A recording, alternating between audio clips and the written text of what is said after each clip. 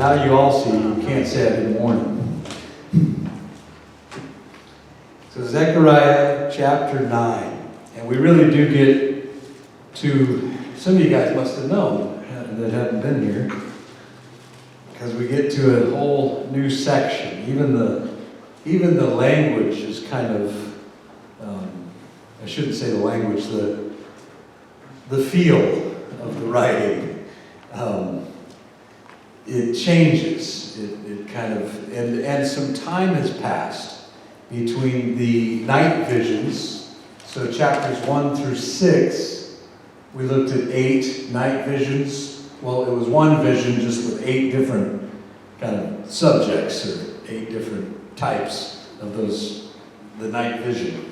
And then last time we were together, in chapter 7 and 8, we had 2 messages, really. One was a message of repentance, and one was a message of restoration, kind of bringing those visions to light, to surface, making some sense of those visions. But now we get to really what Zechariah, the exciting part, I think, and that is this last section of really the oracles, or we would just say the Word of God, the Word of the Lord. Because each chapter, especially this chapter, it really starts out, well, I should say chapter 9 and chapter 12 start out this way, the burden of the Word of the Lord. And that's what we're going to hear from. It's kind of the Word of the Lord coming to clear. It comes up again in chapter 12 the same way. But we have 2 oracles of the Lord. And some people, it's kind of hard for me to do this because some people break this up and say chapters 9, 10, and 11, and they try to make it too simple, I think. They say chapters 9, 10, and 11 is Jesus at his first coming. And then chapters 12, 13, and 14 is Jesus at his second coming. While I get that makes it kind of simpler in some ways, it's just not the case. There's some that will touch on his second coming. That's in chapter 9, that's in chapter 10, that's in chapter 11. So and that's actually important to point out that the Old Testament prophets, especially, didn't quite understand what you and I understand today. And that's that Jesus Christ had 2 comings. There was Jesus at his first coming, and prophecies that deal with that, and he fulfilled every single one so perfectly that you can't just ignore all of the prophecies concerning his second coming. And the rabbis even, I'm told that the rabbis even went so far as to say there were 2 messiahs. There has to be 2 messiahs. Because one comes suffering, obviously, the prophecies concerning that, but one comes ruling and reigning as a powerful king, doing war and mightily. And we know it's one. It's Jesus Christ, the one. And so that's why the title tonight, The Coming One. That's it. It's the one true King of Kings and Lord of Lords. So, but you'll see, and you'll kind of see why some kind of divide it up that way. Because there is a lot, I think, concerning his first coming in chapter 9, all the way through to chapter 11. And we'll highlight some of those. So, chapter 9, verse 1. Somebody said, praise God, he's going to start reading. Okay. The burden of the word of the Lord in the land of Hadrach, that is an area around Damascus, that shall be the rest thereof, when the eyes of man, as of all the tribes of Israel, shall be toward the Lord. And Hamath also shall border thereby Tyre and Sidon, though it be very wise. Of course, Tyre did build herself a stronghold, and heaped up silver as the dust, and fine gold as the mitre of the streets. Behold, the Lord will cast her out, and he will smite her power in the sea, and she shall be devoured with fire. Ashkelon shall see it, and fear. Gaza also shall see it, and be very sorrowful. And Ekron, for her expectation, shall be ashamed. And the king shall perish from Gaza, and Ashkelon shall not be inhabited. And a bastard shall dwell in Ashdod, and I will cut off the pride of the Philistines. I will take away his blood out of his mouth and his abominations from between his teeth. But he that remains, even he shall be for our God. And he shall be as a governor in Judah and Ekron, as a Jebusite. And I will encamp about mine house because of the army, because of him that passes by, and because of him that returns, and no oppressor shall pass through them any more. For now I have seen with mine eyes. So really this first section of chapter 9 at least speaks of the destruction all the way from Damascus down through the areas of the Philistines, Gaza, Ashkelon. These were all areas, and in fact you can go through this pretty carefully and follow the conquest of Alexander the Great. And it's really quite awesome that it's exact. These cities that are listed. Everything, like I said, from Hadrach up by Damascus, down through Hamath and Tyre and Sidon. Today, that's modern-day Lebanon. All of these different areas, though, from Ashkelon, Gaza, Ekron, all of these, it's what Alexander the Great went through conquering. What happened when he came to Jerusalem? What's so incredible is that he didn't just wipe out Jerusalem. The Lord protected Jerusalem. And it's interesting how that Alexander the Great, some of the prophets, some of the high priests rather, met him as he came to Jerusalem, stopped him, and showed him the book of Daniel, where he was mentioned in the Bible. And the story is told that Alexander was so impressed, he was so blown away that he would be in the Bible. And he couldn't get around. This had to be speaking of him. He got a lamb, a sacrificial lamb, and even had that sacrifice for his own sins. So he respected Jerusalem. And the Lord really protected in using that. And we know it is incredible, the prophecies concerning Alexander the Great, even as early, as Daniel, that prophesied concerning him. It would be 200 years later that this whole thing would be fulfilled. 200 years after Zechariah's time, Zechariah writing this prophecy. That, like I said, you can go through these and figure out the very route that he took. Are these cities here listed in the order that they're listed in Zechariah chapter 9?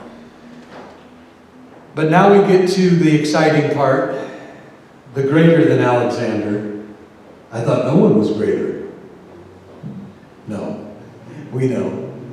Rejoice, verse 9. Here's an easy one to remember. Zechariah 9:9. Rejoice greatly, O daughter of Zion. Shout, O daughter of Jerusalem. Behold, thy king cometh unto thee. He is just and having salvation, lowly and riding upon an ass, and upon a colt, the foal of an ass. And I will cut off the chariot from Ephraim, and the horse from Jerusalem, and the battle bow shall be cut off. And he shall speak peace unto the heathen, and his dominion shall be from sea even to shining sea, as the song goes, right? From sea even to sea, and from the river even to the ends of the earth. As for thee also, by the blood of thy covenant, I have sent forth thy prisoners out of the pit, wherein is no water. Turn you to the stronghold, you prisoners of hope. Even today do I declare that I will render double unto thee. When I had bent Judah for me, filled the bow with Ephraim, and raised up thy sons, O Zion, against thy sons, O Greece, and made thee as the sword of a mighty man. Verse 14, and the Lord shall be seen over them, and his arrow shall go forth as the lightning, and the Lord God shall blow the trumpet, and shall go with whirlwinds out of the south. The Lord of hosts shall defend them, and they shall devour and subdue with sling stones, and they shall drink and make a noise as through wine, and they shall be filled like bowls, and as the corners of the altar. Verse 16, and the Lord their God shall save them in that day as the flock of his people, for they shall be as the stones of a crown, lifted up as an ensign upon his land. For how great is his goodness, and how great is his beauty. Corn shall make the young men cheerful, and new wine with the maids. So, here you have kind of, as I mentioned, a twofold prophecy concerning Jesus coming. Because it's going to be a party when he comes the second time. But the first coming, which, as I mentioned, Zechariah 9:9, there's no way around that. That is his first coming. And it was fulfilled perfectly in Matthew chapter 21 in verse 5. In Matthew 21:5, Jesus did come riding in on the foal of an ass, on a donkey. And it's incredible the contrast between Alexander the Great and Jesus Christ. And that is, what a great contrast. See, Alexander the Great had that white stallion that he was so proud of, that he rode around on, and he conquered the known world. He was impressive. He came in riding on that horse, and you knew it was over. In fact, at 33 years of age, he fell asleep in his tent, drunker than a skunk. And it says that he basically froze to death. And the last thing that they have recorded from Alexander the Great, the last thing that he said is how sorrowful, how sad it was that no world was left to be conquered. And he died kind of tragic, sad. He wasn't fulfilled. He wasn't satisfied. Because everyone knows that once you make $1 million, you're just looking for another million. It doesn't satisfy. It's true with conquering worlds too. You can ask Alexander. So compare that with this one, the coming one, the greatest one, Jesus Christ, who comes riding not on a white horse, but he comes riding in on a donkey, just as it says in Zechariah 9:9. Lowly. Not impressive at all. But in fact, completely not what you would expect. And it is. It's Jesus Christ uses the common, the lowly. We're always looking for something impressive. In fact, many false teachers, many of those false doctrines come with flashy buildings, flashy cars, flashy rings on their fingers, slick haircuts, real nice looking suits. Watch out for this stuff. There's a reason. Satan's not dumb. Satan's not, foolish. He's wise. And he comes in real slick, underneath the surface, often unnoticed. We're seeing that in our men's study with the book of Jude as we're going, kind of just combing our way through Jude. Take your time and go through that book. But, we'll get to that, because he's got quite a bit to say. Afia, can you go tell him to be in the background, please? And let him know it's not okay. So, verse 1 of chapter 10 now. We get back here, again, speaking of Jesus at his first coming. But here we have in chapter 10, the tribe of Judah is singled out. Ask ye of the Lord rain in the time of the latter rain. So the Lord shall make bright clouds and give them showers of rain to every one grass in the field. For the idols have spoken vanity, and the diviners have seen a lie, and have told false dreams. They comfort in vain. Therefore they went their way as a flock. They were troubled because there was no shepherd. Note that. Why were they troubled? Why were they getting all of these diviners and lies coming in? The end of verse 2 is huge. There was no shepherd.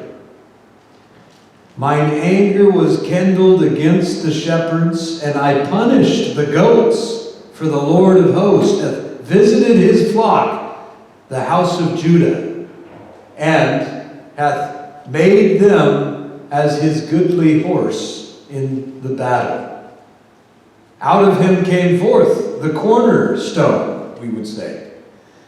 Out of him the nail, out of him, that is Judah, the battle bow, and out of him every oppressor together. And they shall be as mighty men, which tread down their enemies in the mire of the streets, in the battle, and they shall fight, because the Lord is with them, and the riders on horses shall be confounded. And I will strengthen the house of Judah, and I will save the house of Joseph, and I will bring them again to a place, to place them. For I have mercy upon them, and they shall be as though I had not cast them off. For I am the Lord their God, and will hear them. Verse 7, and they of Ephraim also shall be like a mighty man, and their heart shall rejoice as through wine. Yea, their children shall see it and be glad. Their hearts shall rejoice in the Lord. I will hiss for them, or whistle for them, and gather them, for I have redeemed them. And they shall increase as they have increased.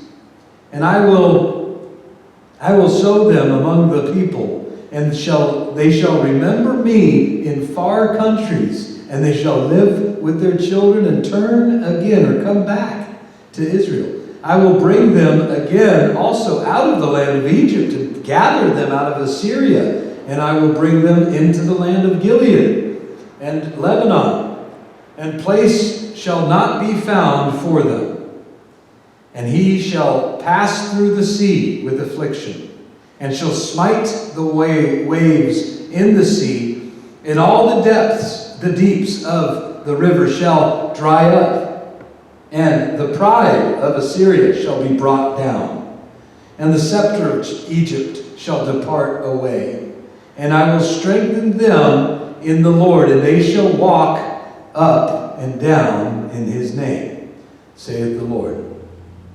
So chapter 10, ending, reminding us of the context, who Zechariah is talking to.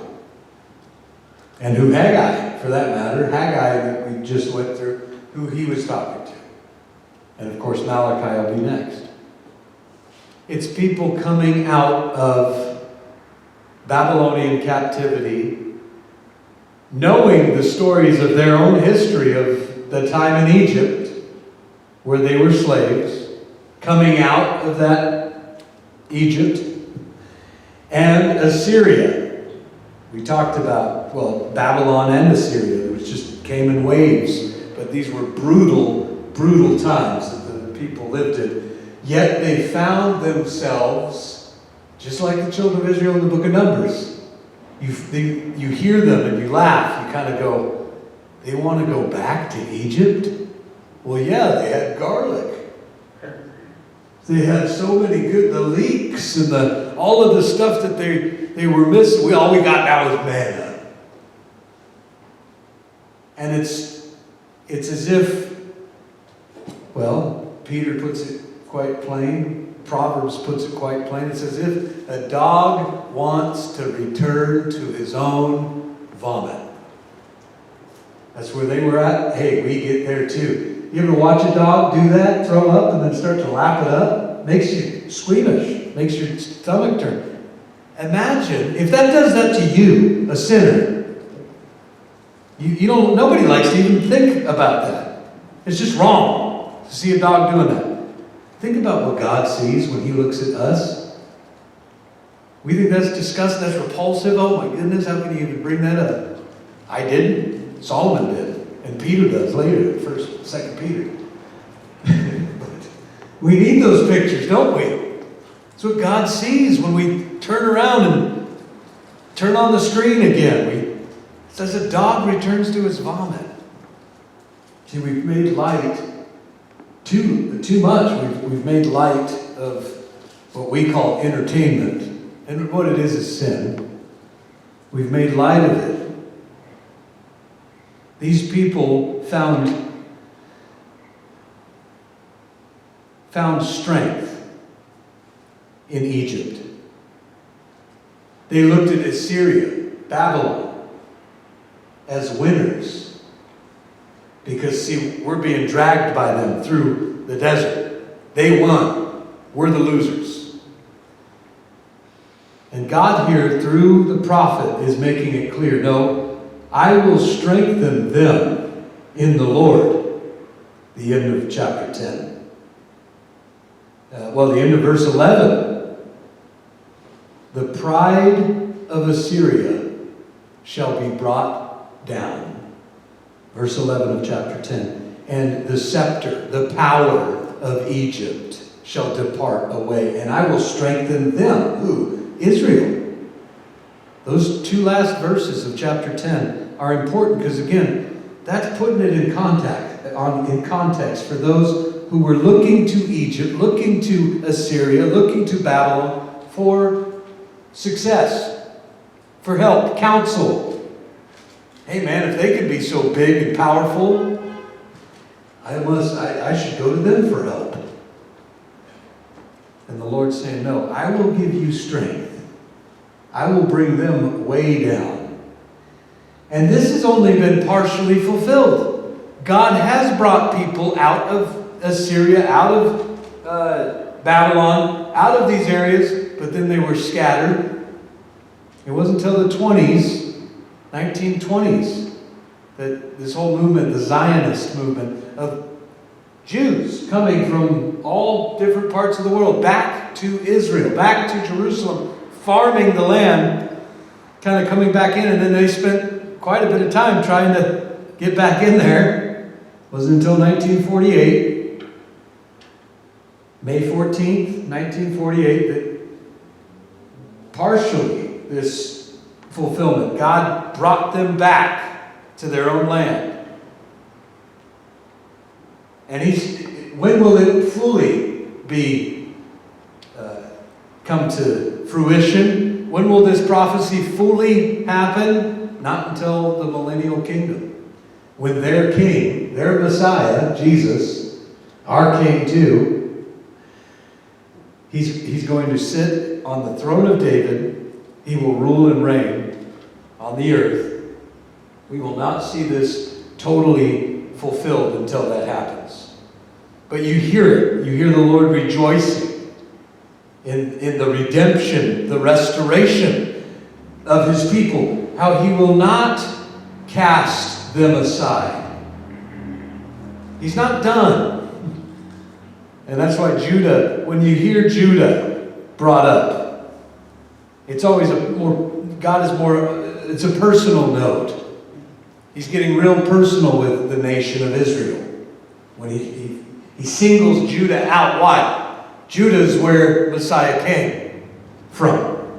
It was out of Judah all the world would be blessed through this Messiah, the coming one, that would come, and we all know him as the Lion of the tribe of Judah.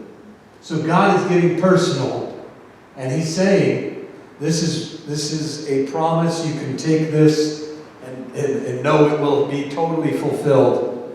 God forgives their sins, forgets their sins. They come back into basically back into their land fully.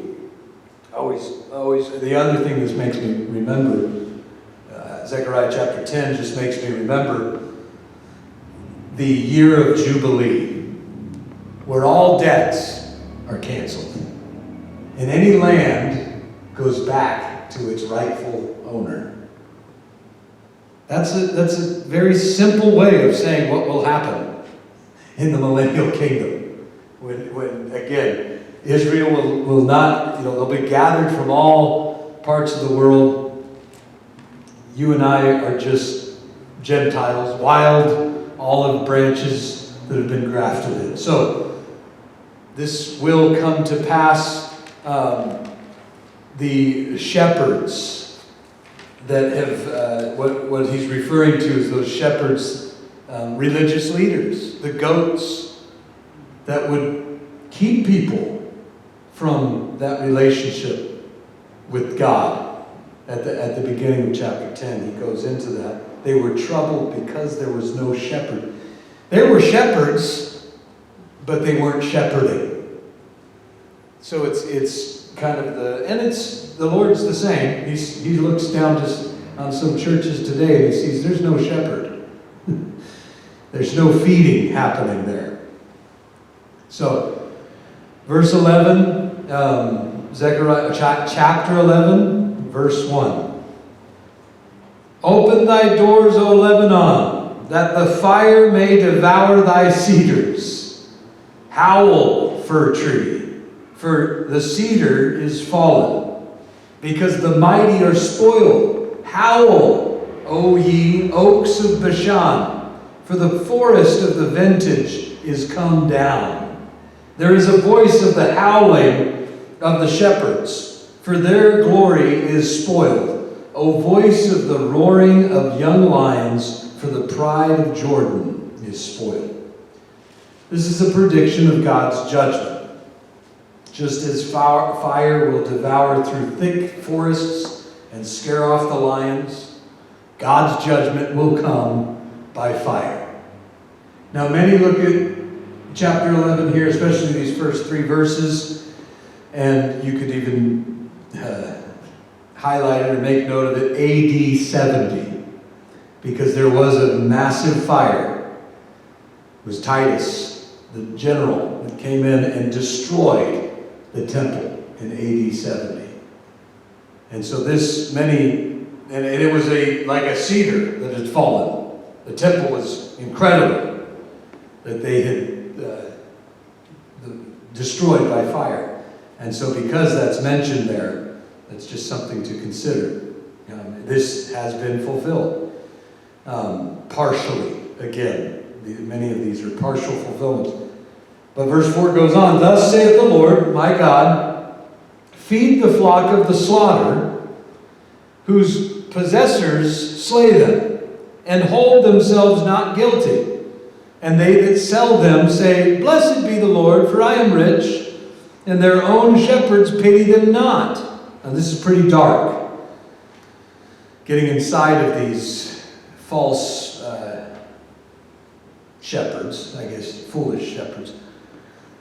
For I will no more, verse 6 goes on, for I will no more pity the inhabitants of the land, saith the Lord. But lo, I will deliver the men, everyone, into his neighbor's hand, and into the hand of his king. And they shall smite the land, and out of their hand I will not deliver them. And I will feed the flock of slaughter, even you, O poor of the flock. And I took unto me 2 poles, 2 staves. The one I called Beauty, and the other I called Beast. Oh, no. The one was called Beauty, and the other was called Bands. And I fed the flock. 3 shepherds also I cut off in 1 month, and my soul loathed them. And their soul also hated or abhorred me. Verse 9, then I said, will I not feed you that dies? Let it die. And that is to be cut off, let it be cut off. And let the rest eat everyone the flesh of another. And I took my staff, even Beauty, and I cut it, broke it in half, that I might break my covenant, which I had made with all the people. And it was broken in that day. And so the poor of the flock that waited upon me knew that I was the word of the Lord. And I said unto them, if ye think good, give me my price, and if not, forbear. So guess how much they weighed out for my price? 30 pieces of silver. And the Lord said unto me, cast it unto the potter. That's interesting, isn't it? Those of you that know the story. A goodly price that I was prized at of them. And I took the 30 pieces of silver and cast them to the potter in the house of the Lord. Then I cut asunder mine other staff, even Bands, that I might break the brotherhood between Judah and Israel. And the Lord said unto me, take unto thee yet the instruments of a foolish shepherd. For lo, I will raise up a shepherd in the land, which shall not visit those that be cut off, neither shall seek the young one, nor heal that is broken, nor feed that standeth still. But he shall eat the flesh of the fat, and tear their claws in pieces. Woe unto the idle shepherd that leaveth the flock. The sword shall be upon his arm, and upon his right eye. His arm shall be clean dried up, and his right eye shall be utterly darkened. Many look at that as a reference and explaining, and I very much agree, that the Antichrist will come onto the scene and have something going on with his right eye and his arm. That just as the end there is describing the foolish shepherd, the one that will come onto the scene, Antichrist, against Christ, counterfeit